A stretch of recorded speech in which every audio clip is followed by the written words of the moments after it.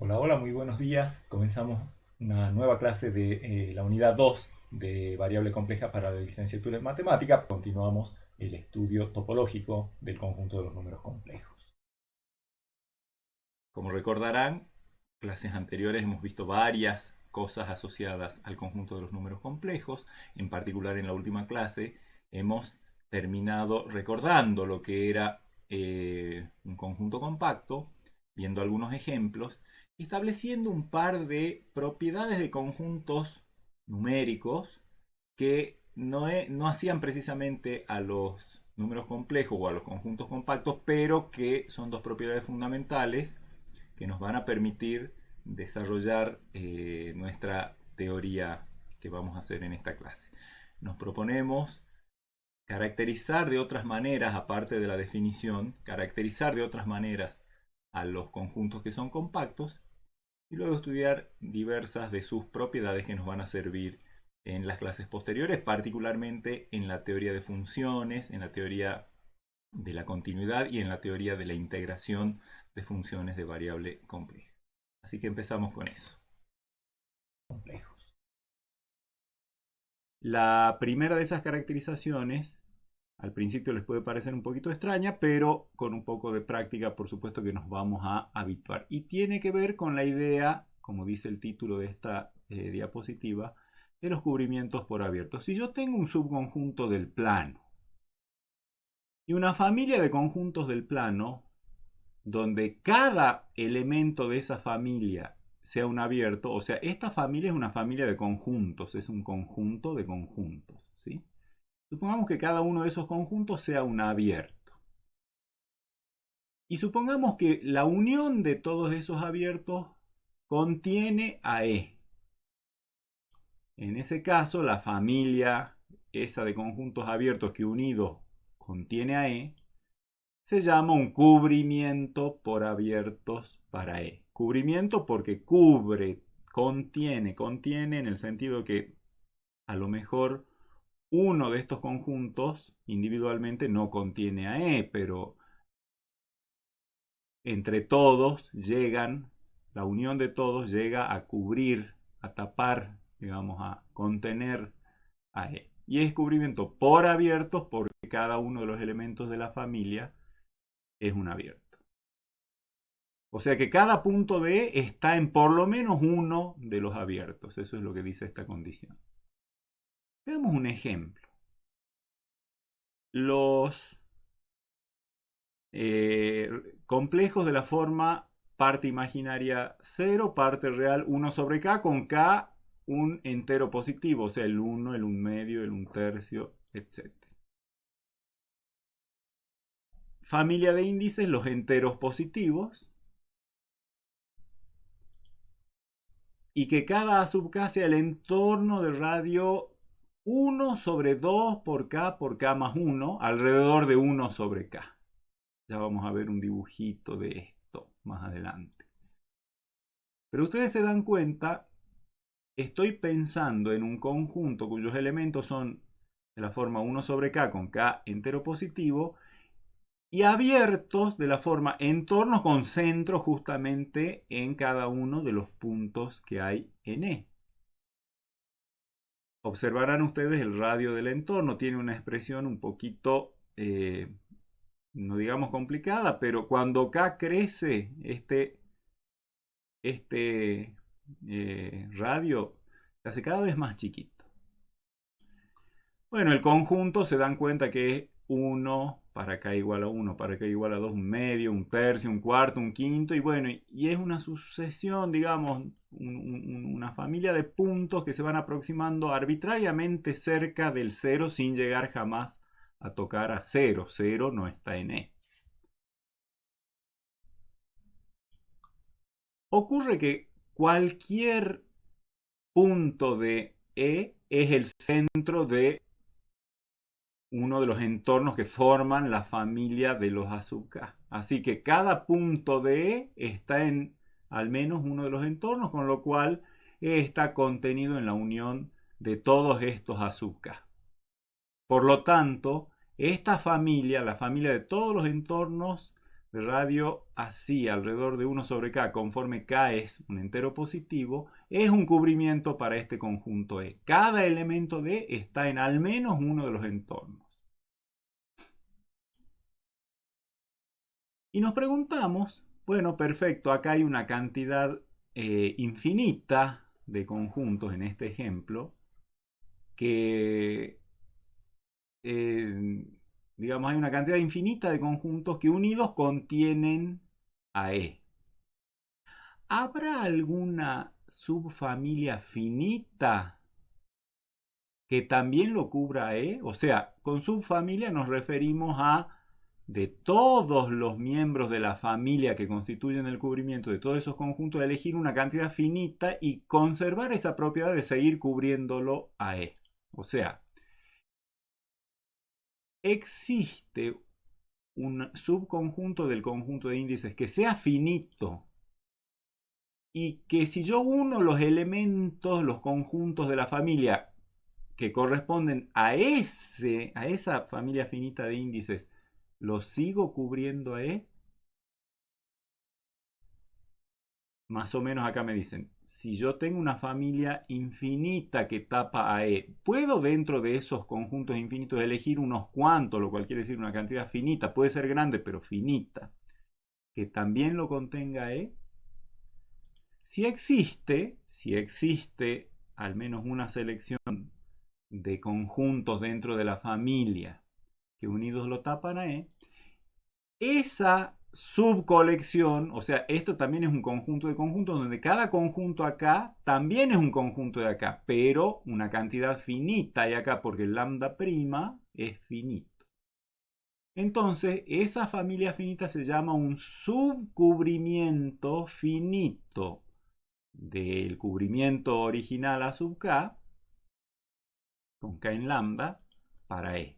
O sea, sub porque es una subfamilia. Esto es una colección de conjuntos que también están todos acá, pero solo son una cantidad finita, por eso decimos subcubrimiento finito de esta familia, o podríamos haber dicho A sub K con K en lambda prima, se dice una subfamilia finita, pero hay que conservar la idea de que los miembros de esa familia finita unidos también cubren a E. Entonces es un subcubrimiento para E. Y es un el sub apunta a que los miembros de esta familia son también miembros de esta familia.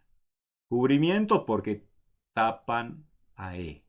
Y finito porque tiene una cantidad finita de miembros, de elementos, de conjuntos. Acá fíjense, en este ejemplo tenemos una cantidad infinita de conjuntos que unidos tapan a E. Yo me pregunto, apuntando a esta misma cuestión, ¿habrá alguna familia finita de estos entornos que unidos tapen a E? Y esa pregunta me la hago en general. Cuando yo tengo un cubrimiento por abiertos para un conjunto E, ¿ese cubrimiento por abiertos admite un subcubrimiento finito para ese mismo conjunto? Es decir, del cubrimiento, ¿hay una manera de elegir una cantidad finita de conjuntos que unidos lo tapen a E? Esa es la pregunta. La respuesta es, veamos el ejemplo. En este ejemplo nos va a ayudar ver más en detalle qué pasa alrededor de un punto genérico 1 sobre K del conjunto. Justamente el radio del entorno está elegido para ser igual a la mitad de la distancia desde 1 sobre K hasta 1 sobre K más 1. La sucesión de puntos 1 sobre K, la distancia que hay entre 1 sobre K y 1 sobre K menos 1, es más grande que la distancia que hay entre 1 sobre K y 1 sobre K más 1. Entonces, lo que sí es claro es que 3 puntos consecutivos están bien separados, o 2 puntos consecutivos, o sea, los valores de K correspondientes los puntos correspondientes a 2 valores consecutivos de K están separaditos.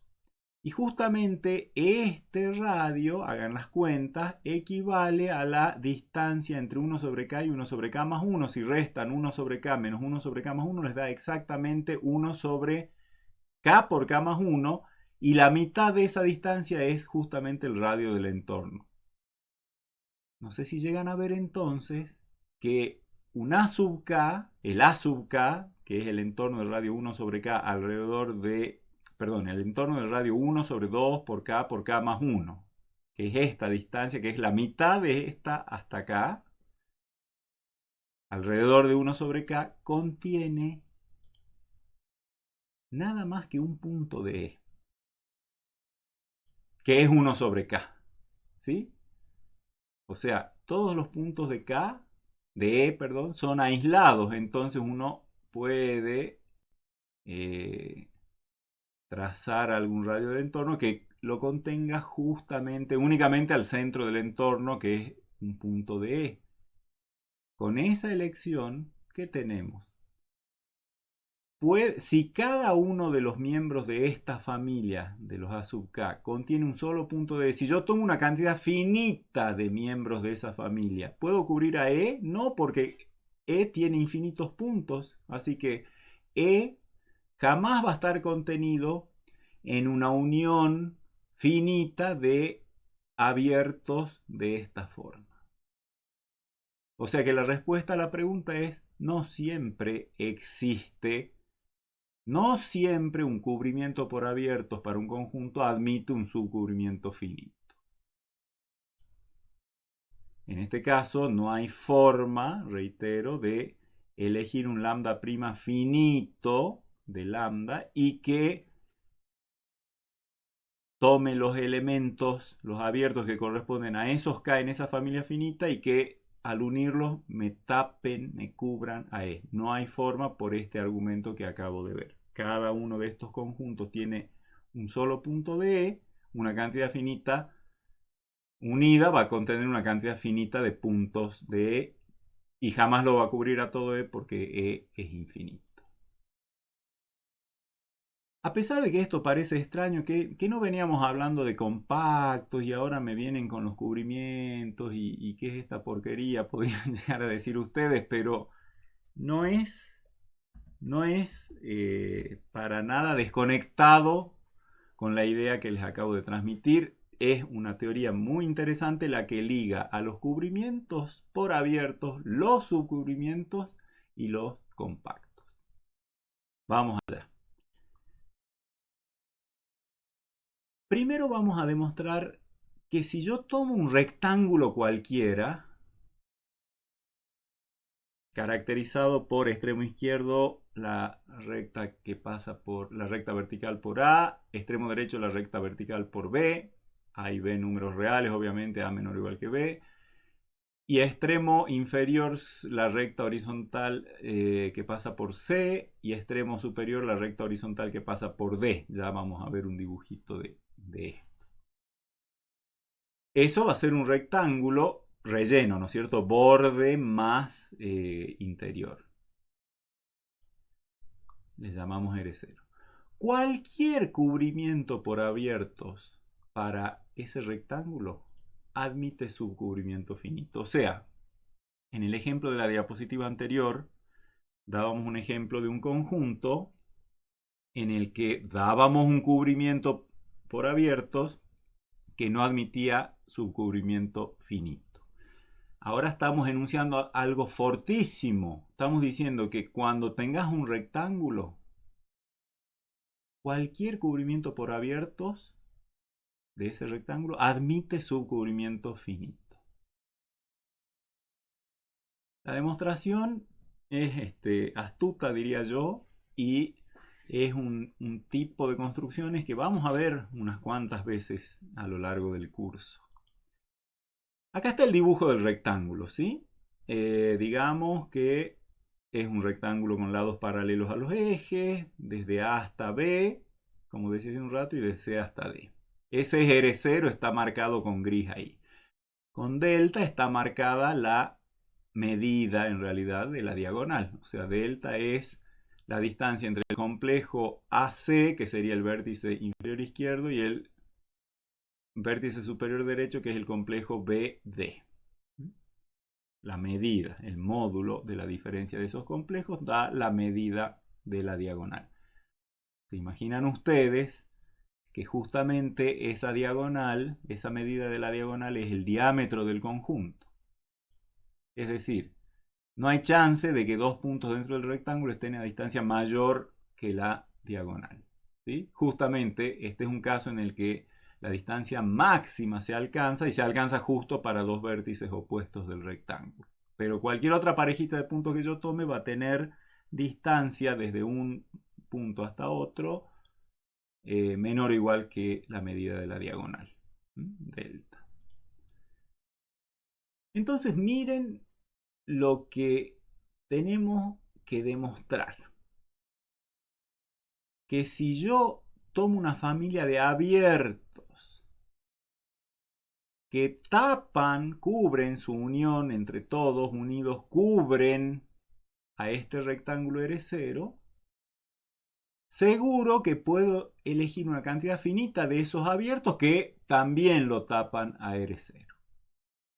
Eso es lo que tengo que demostrar, que cualquier cubrimiento por abiertos admite subcubrimiento finito. Entonces lo mejor sería tomar un cubrimiento por abiertos, digamos, le llamemos a sub k, con k en lambda, no ponemos condiciones a lambda, por lo tanto puede ser cualquier cubrimiento con cada sub k abierto, o sea, y de modo que la unión de los elementos de esa familia de conjuntos cubra, tape a E.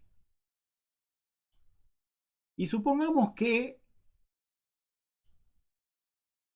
no hay tal subcubrimiento finito.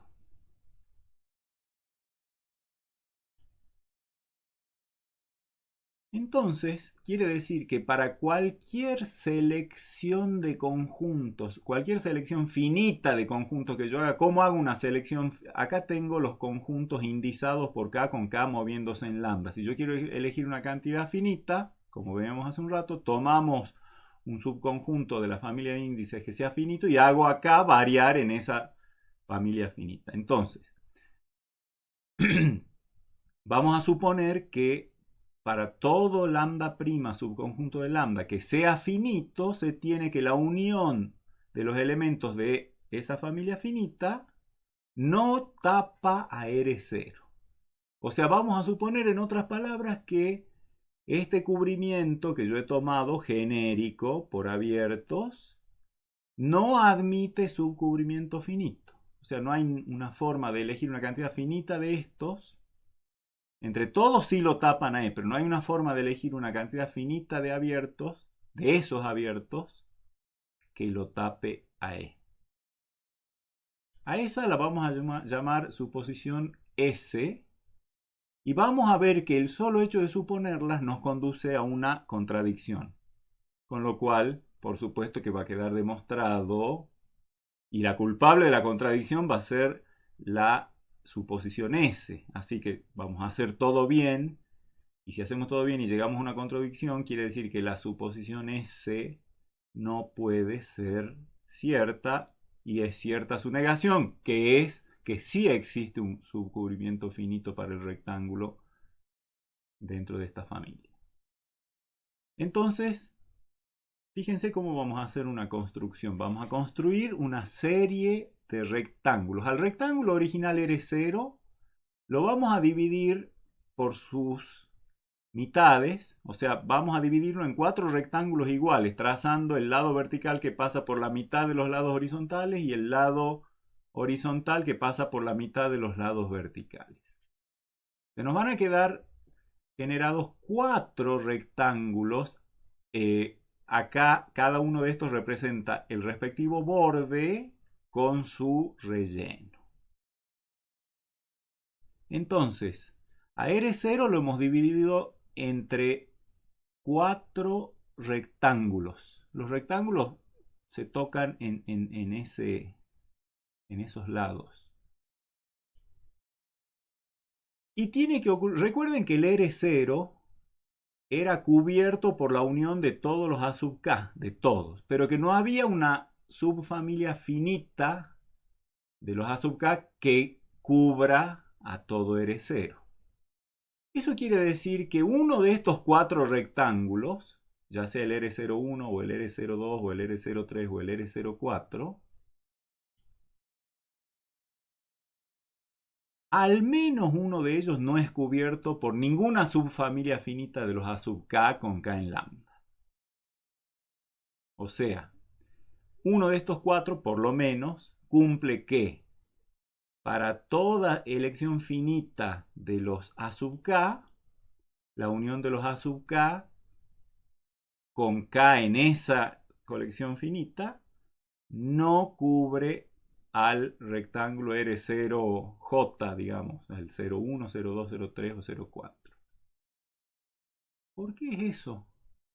Y porque miren, si alguna familia finita de los A sub k cubriera a R01, otra familia finita cubriera a R02, otra familia finita cubriera a R03 y otra familia finita cubriera a R04, la unión de los conjuntos correspondientes a las cuatro familias me daría una familia finita más grande que contiene a todo el rectángulo, pero estamos suponiendo que no hay una colección finita de los A sub k que tapa al rectángulo R0. Esa era la hipótesis, la suposición S.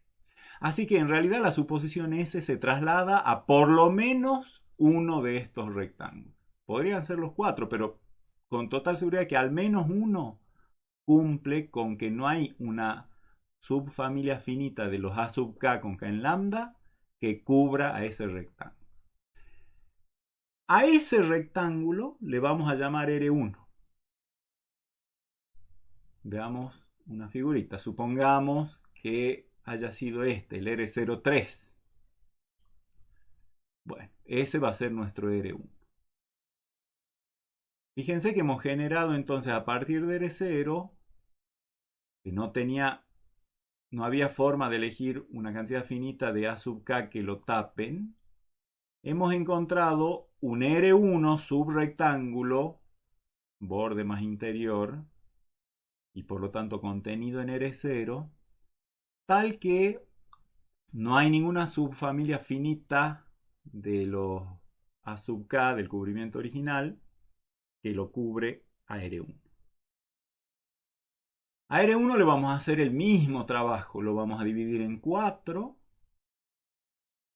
R11, R12, R13, R14, y por la misma razón que hemos visto acá, tiene que haber alguno de estos cuatro tiene que ser que alguno de estos cuatro no pueda ser cubierto por una subcolección finita de los A sub k. Porque si los cuatro fueran cubiertos cada uno por una subcolección finita, tendría cuatro subcolecciones finitas, la unión de todas ellas me da una subcolección finita y taparían a R1, pero ya sabemos que R1 tenía esa característica de que no.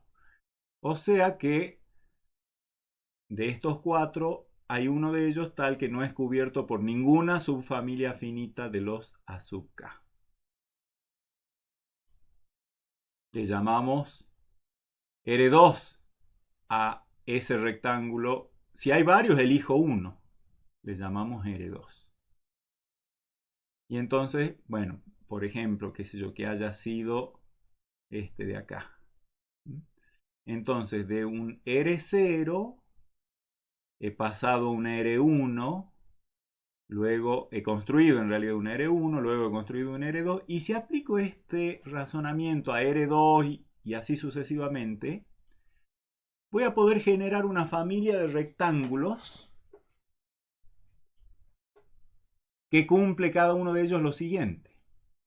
Rn contiene a Rn más 1. Fíjense, R0 contenía R1, R1 contenía R2 y así sucesivamente. O sea que es una familia de rectángulos rellenos encajados. Con la propiedad de que, porque así lo hemos ido eligiendo en cada paso, no hay familia finita de la familia original de abiertos que cubrían a R0.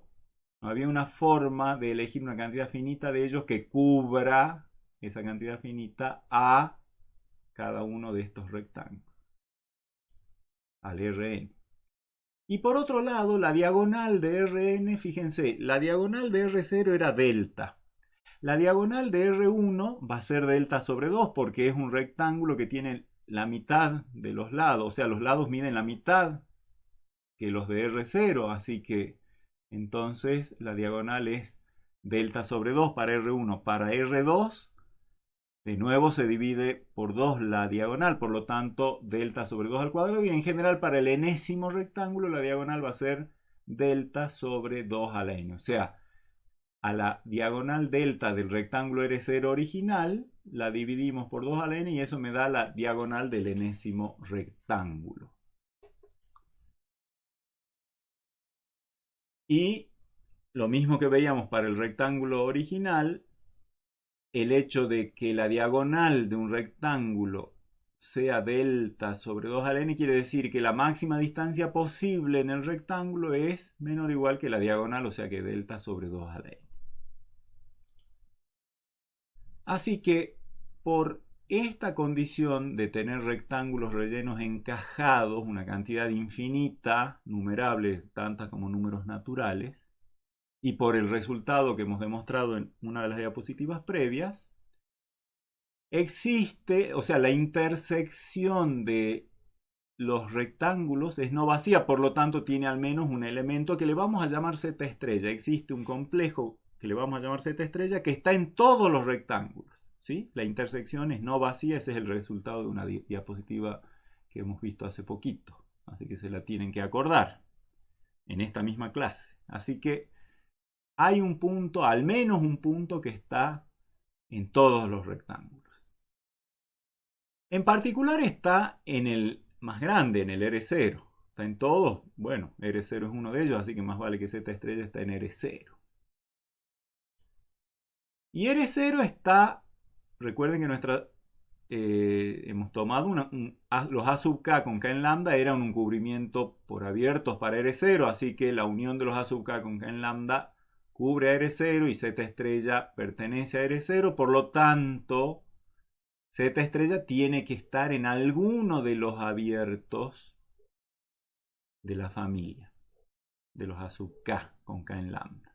Así que puede estar en varios, pero por lo menos elijo uno, tengo garantía de que hay al menos uno y por lo tanto, y le llamo k estrella a ese índice, entonces Z estrella pertenece a A sub k estrella. Hay un miembro de la familia A sub k, que le llamamos A sub k estrella, y ese Z estrella que está en todos los rectángulos está en ese abierto A sub k estrella. Pero A sub k estrella es un abierto, porque recuerden que la familia de los A sub k era un cubrimiento por abiertos para R0, así que A sub k estrella es un abierto, y si Z estrella le pertenece, Z estrella es un punto interior, por lo tanto, por abierto, ¿no? Por la definición de abierto, así que tiene que haber un radio de entorno alrededor de Z estrella, tal que todo el entorno esté contenido en el abierto A sub k estrella, definición de abierto, y del hecho de que Z estrella es uno de sus puntos, y por lo tanto es un punto interior. Ahora yo voy a elegir un natural n mayúscula suficientemente grande como para que 2 a la menos n por delta sea menor que r. Delta es la diagonal del rectángulo, así que va a ser mayor que 0, y 2 a la menos n es una cosa que conforme n se toma cada vez más grande, se hace 2 a la menos n cada vez más chiquito, y al estar multiplicado por esta constante delta se hace tan chiquita, tan parecida a 0 como uno quiera, en particular más chiquita que el radio r positivo que tiene ese entorno.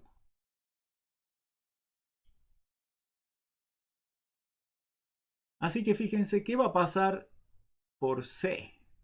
C me decía que todos los puntos en cualquier rectángulo están a distancia menor o igual que la diagonal del rectángulo, del enésimo rectángulo. Voy a pensar en el rectángulo en n mayúscula, en el r n mayúscula.